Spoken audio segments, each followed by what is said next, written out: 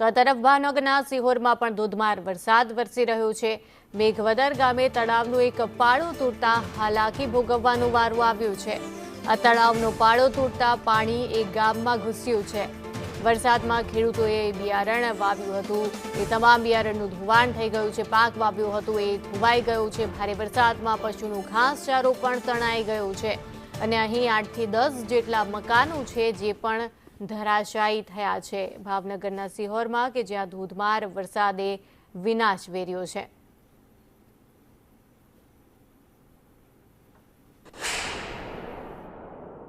મેઘવદર ગામનો પાળો તૂટવાથી અમારી નિરણ બધી તણાઈ ગઈ છે અને માલઢોરને કાંઈ નિર્વાય નથી રહ્યું। તળાવનો પાળો તૂટી ગયો એટલે બધી નિરણ તણાઈ ગઈ છે। કેટલીક નુકસાની છે?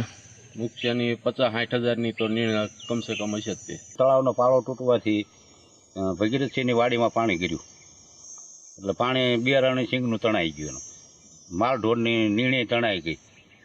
પછી ગામમાં વિસ્તારમાં ગયું આ રસપૂતભાઈઓને ત્યાં 2-3 મકાન પાડી દીધા। પછી 10 થી 15 મકાન ગામમાં પડી ગયા છે। પછી અનાજે અમુક તણાઈ ગયું છે અને એટલી નુકસાની થઈ છે તળાવ તૂટતા પાળો। અમારી વાડીમાં 2 દી પહેલાં સિંગ વાવી હતી, માં ભારે વરસાદ થયો એના કારણે તળાવનો પાળો તૂટ્યો અને એ પાળાનું બધું પાણી આંપા આવ્યું એટલે અમારી વાડીમાં બધું એક સરખું થઈ ગયું છે। દાણા અને બિયારણ બધું ધોવાઈને વીવી ગયું છે, બહુ નુકસાન થયું છે। અમારું મકાન પડી ગયું છે ને નુકસાની ઘણી થઈ છે।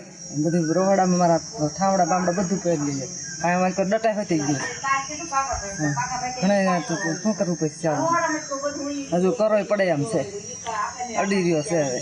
હા, 2 દમણ ઘઉં પડી ગયા। હા, બીજું બીજા ઘરે નાખ્યા છે। હા, અને 2 મણ શીવના દાણા પડી ગયા અને ઘરવકરી ઘણી વહી ગઈ છે। તણાઈ ગઈ? હા, ઘણું વહી ગયું છે। હવે જો આટલું બહાર